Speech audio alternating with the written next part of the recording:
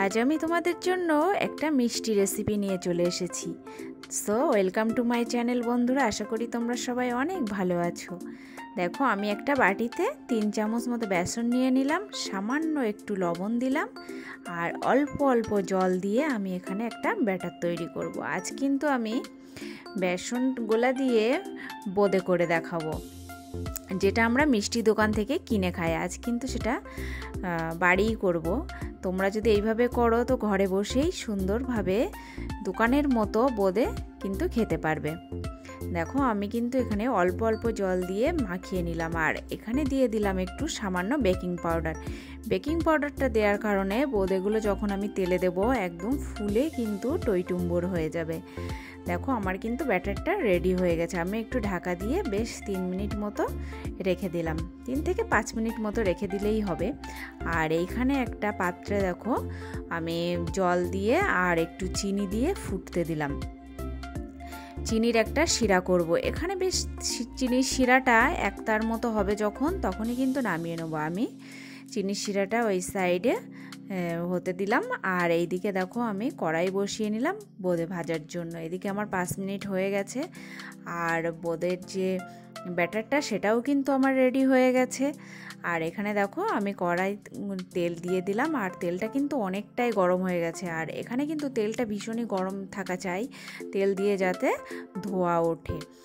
আর দেখো, আমি একটা এই যে লুচি ভাজার যে খুন্তিগুলো হয় না, সেইগুলোতে দিয়ে আমি কিন্তু বোঁদেগুলো করে নিচ্ছি। কত সুন্দরভাবে বোঁদেগুলো সুন্দরভাবে পড়ে গেল, দেখেছো? এইভাবে যদি তোমরা করো কোনো প্যাকেট কাটা লাগবে না বা কিছুর দরকার হবে না, তোমরা এই ছান্তাতেই করে নিতে পারবে। কত সুন্দরভাবে একটা ফোঁটা ফোঁটা ফোঁটা ফোঁটা করে কিন্তু বোঁদে পড়ে যাচ্ছে। এখানে কিন্তু ব্যাটারটা ভীষণই ম্যাটার করবে। তোমার ব্যাটারের যে থিকনেসটা সেটা কতটা আছে সেটা কিন্তু দেখে নেবে। দেখো, আমার বোঁদেগুলো কিন্তু একদম মুচমুচে হয়ে গেছে। আমি কিন্তু একটা ভেঙে দেখালাম তোমাদের। কত সুন্দরভাবে কিন্তু গোল গোলভাবে রেডি হয়ে যাচ্ছে। তো তোমরা এখানে চাইলে বিভিন্ন টাইপের কালার দিতে পারো। তো আমার কাছে তো সেরকম আর কোনো কালার ছিল না। আমি এখানে শুধু একটা হলুদ করেছি আর একটু জাফরানি কালার ছিল আমার কাছে, সেটা দিয়েই আমি কিছুটা বোঁদে করে নেব। তো এখানে যদি একটু সবুজ কালার দেওয়া যায় পুরো কিন্তু দোকানের মতো বোঁদে হয়ে যায়। দেখো, আমি কিন্তু এবারে যেটা কালার মিশিয়েছি সেই কালারটা ব্যাটারটা এবারে ভেজে নিচ্ছি। এটাও কিন্তু সুন্দরভাবে পড়ে গেল। আর আরেকটা ছাঁকনি দিয়ে আমি এগুলো সুন্দরভাবে ছেঁকে নিচ্ছি। আর দেওয়ার সময় কিন্তু সবসময়ই ফ্লেমটা কিন্তু হাইতে রাখবে, নাহলে মুচমুচে হবে না, নরম হয়ে যাবে। দেখো, এইভাবে করে আমি সব বোঁদেগুলো সুন্দর করে ভেজে নেব।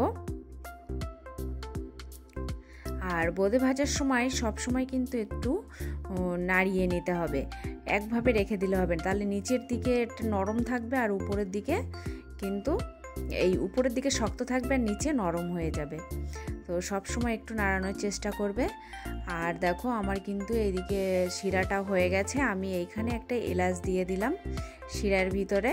তোমরা চাইলে একটা তেজপাতাও দিতে পারো, কিন্তু আমি আর দিলাম না। আর একটু নাড়িয়ে নিলাম আর দেখলাম যে শিরাটা কিন্তু পুরো রেডি হয়ে গেছে। আর বোঁদেগুলো আমি ভিতরে ভিজিয়ে দিলাম। আর দেখো, আর বোঁদেগুলো কিন্তু একদম পুরো আমার রেডি হয়ে গেছে। আমি বেশ কিছু সময় ঢাকনা দিয়ে রেখেছিলাম। এখন দেখো আমি কিন্তু তোমাদের একটু দেখাচ্ছি।